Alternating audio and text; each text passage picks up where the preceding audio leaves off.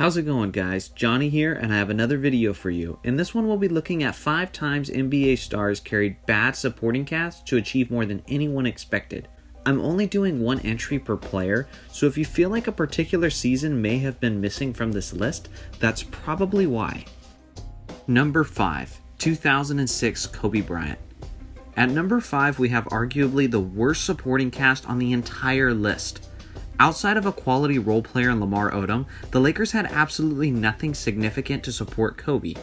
The regular starting 5 for the Lakers during that season was Kobe Bryant, Lamar Odom, Smush Parker, Chris Mim, and Kwame Brown. Kwame Brown, God bless him, is a scrub. Kobe agreed that his supporting cast was lacking. In a 2012 interview, Kobe said this concerning his teammates of the 2006 season. I almost won MVP with Smush Parker and Kwame Brown on my team. I was shooting the ball 45 times a game. What was I supposed to do? Pass it to Chris Mim or Kwame Brown? Kobe was not one to mince words. He was being sarcastic about 45 shots a game, but he did shoot a career-high 27.2 shots per game that season. Despite the severe lack of talent and the fact that Kobe was facing double teams all year long, he still managed to have one of the best seasons of his career. Kobe averaged 35.4 points per game that season, which is the highest points per game average since Michael Jordan in the 1986-1987 season, who averaged 37.1. Kobe was the offense that season, as he accumulated the second highest usage rate for a season in NBA history at 38.7%. Kobe had 7 games in which he scored 50 or more points that season, including 62 versus the Mavericks in 3 quarters and the 81-point game. The Lakers finished the regular season with a 45-37 record, good enough for 7th in the Western Conference, and a first-round matchup with a far more talented, Steve Nash-led Phoenix Suns. No one expected the Lakers to have a shot at that series, but with Kobe's lead, LA was able to pull ahead with a 3-1 lead on Kobe's famous buzzer beater. Despite the 3-1 lead and Kobe's 50 in Game 6, the powerful Suns were ultimately too much and prevailed in 7 games over the Lakers. Number 4, 1964 Oscar Robertson. Before Russell Westbrook did it, Oscar Robertson was the man famously known for averaging a triple-double over the course of a season. This was not Oscar's triple-double season, though, but it was arguably his most impressive. Over the 1963-1964 NBA season, Oscar averaged 31.4 points per game, 11 assists per game, and 9.9 rebounds per game. That's right, he was 0.1 rebounds away from having multiple triple-double seasons.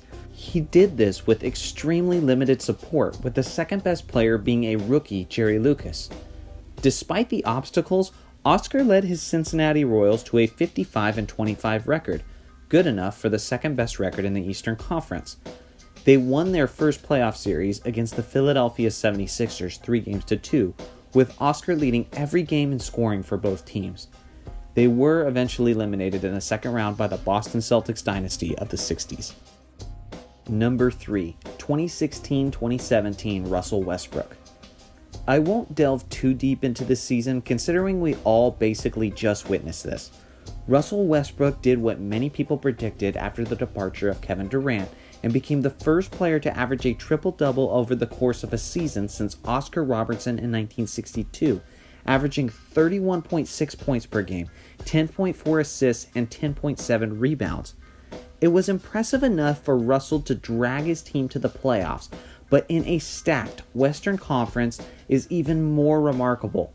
Sure, there was some talent on that OKC team, like Oladipo, Adams, and Roberson as a defender, but there sure wasn't many shooters or offensive threats for Russell to pass to. You guys remember, every time Russell went to the bench is when the opponents made their run. His incredible value to OKC was recognized, as he was named the first MVP of the league since Michael Jordan in 1988 to have his team not finish as one of the top 2 teams in the conference. The Thunder finished 47-35, securing the 6th seed in the Western Conference before being eliminated in the first round by the Houston Rockets 4-1. Number 2, 2007 LeBron James. Now, if you ask me, this was by far LeBron's most impressive campaign in which he dragged a sorry team to the NBA Finals. No one expected what LeBron and the Cavaliers were able to accomplish in the 2006-2007 season. LeBron was entering only his fourth season in the NBA as a 21-year-old, and he went on to achieve arguably the most impressive postseason run of his career. The most frequent starting five for the Cavs that season was LeBron, Larry Hughes, Eric Snow, Drew Gooden, and Zydrunas Ilgauskas. The Cavs' second leading scorer that season was Larry Hughes, a decent player but was never an all-star. He averaged 14.9 points per game on a below-average 40% field goal percentage that season. Needless to say, LeBron had his hands full with obstacles to overcome. Despite all of these obstacles, the Cavaliers finished the regular season with a 50-32 record and the second seed in the Eastern Conference, while LeBron was averaging 27.6 points per game, 6 assists, and 6.7 rebounds. Finishing second through the regular season with this supporting cast was an incredible accomplishment by itself, but that was only an appetizer for what LeBron had in store for the postseason. LeBron dominated the first round against Gilbert Arenas and the Washington Wizards, sweeping them in 4 games. The second round was similar as the Cavs defeated a more talented New Jersey Nets team in 6 games, who were led by Jason Kidd, Vince Carter, and Richard Jefferson. What LeBron did in the following round was what solidified this season as a historic and stunning run. The 2007 Eastern Conference Finals featured LeBron and his scrubs against the highly favored Detroit Pistons, a team who had finished with the best record in the East the past 2 seasons, a team rich with talent led by former Finals MVP Chauncey Billups and help from all-star players like Richard Hamilton, Rasheed Wallace, and Tayshaun Prince. No one outside of Cleveland actually expected this Cavs team to prevail over the former champion Detroit Pistons. But after 4 hard-fought close games, the series was tied at 2 games with the series moving back to Detroit. And that's when LeBron took over and let the world know that there was no way he was going to let the Cavs fall short of their first trip to the NBA Finals. The game was close with just minutes left in the fourth quarter when LeBron started heating up, and what ensued was one of the greatest, most legendary playoff performances of all time. LeBron was hitting everything and could not be stopped, from ferocious finishes at the rim to double-teamed jumpers. He carried the Cavs through the first and second overtime, scoring their final 25 points on 11 of 13 shooting, including the game winner. He finished the game with 48 points. LeBron had took all of the momentum, and in Game 6, they easily closed out the Pistons, earning their first trip to the NBA Finals in franchise history. The Spurs dynasty was ultimately too much for the Cavs in the Finals, sweeping them 4-0. Number 1. 2001 Allen Iverson. The greatest answer for a time a superstar player carried a team comes from the answer himself, Allen Iverson. The 2000-2001 76ers were a defensive-minded team with players like Theo Ratliff, Dikembe Mutombo, and Eric Snow. Not a single 76er outside of Allen Iverson averaged more than 13 points per game that season. Iverson was almost entirely the offense for this team, as he led the NBA in scoring with 31.1 points per game and minutes per game at 42. Despite the heavy load, Iverson still managed to lead the 76ers to a 56-26 record, the best record in the Eastern Conference. The impressive season was recognized and Iverson was awarded league MVP. The 76ers started their playoff run against the defending Eastern Conference champions, the Indiana Pacers. Iverson continued his offensive onslaught, averaging 31.5 points per game over the series, and the 76ers defeated the Pacers 3-1. The semifinals was a matchup against Vince Carter and the Toronto Raptors. It was an epic 7-game series with the two stars giving sensational performances. Despite Carter's best efforts, ultimately Iverson was again too much, averaging 33.7 points and 6.9 assists over the course of the series, including a 54-point showing in Game 2 and 52 in Game 5. On to the Eastern Conference Finals, which featured a meeting with a strong Milwaukee Bucks group, led by 3 stars Ray Allen, Glenn Robinson, and Sam Cassell. This series would also go 7 games, but there was no one in the East that was going to stop Iverson this year, as he closed out the series with 46 points in Game 6 and 44 points in Game 7, sending the 76ers to the NBA Finals.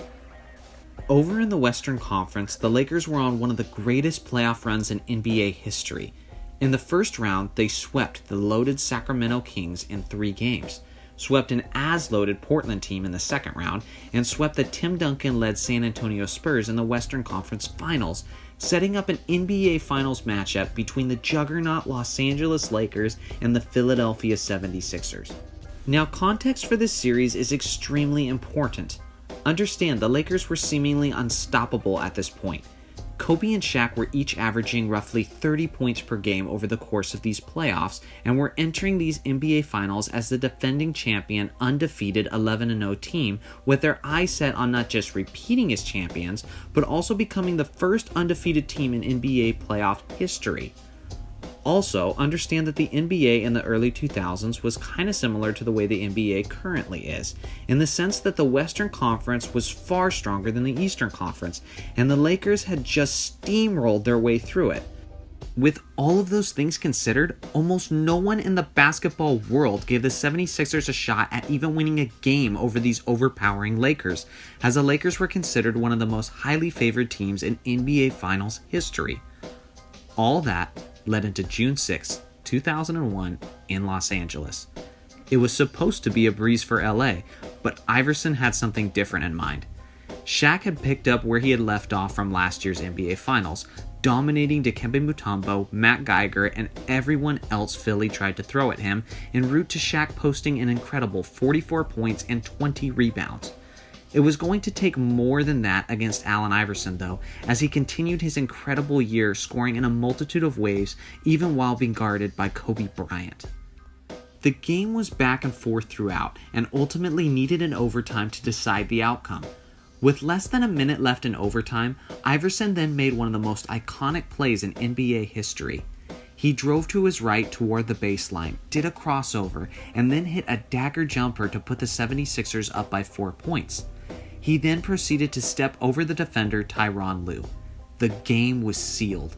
The 76ers pulled off a monumental upset on the back of Allen Iverson, who had scored 48 points and had 6 steals. His iconic jumper and step over was a great play, but is famous for more than that. It symbolized the overcoming and incredible season of Allen Iverson and demonstrated that while others couldn't stand up to the all-time great 2001 Lakers, even they didn't have an answer for Allen Iverson. Of course, the all-time great Lakers eventually went on to win the series, but not without Iverson cementing his legacy by willing his team to an incredible postseason run and ultimately ruining the Lakers' undefeated playoff record.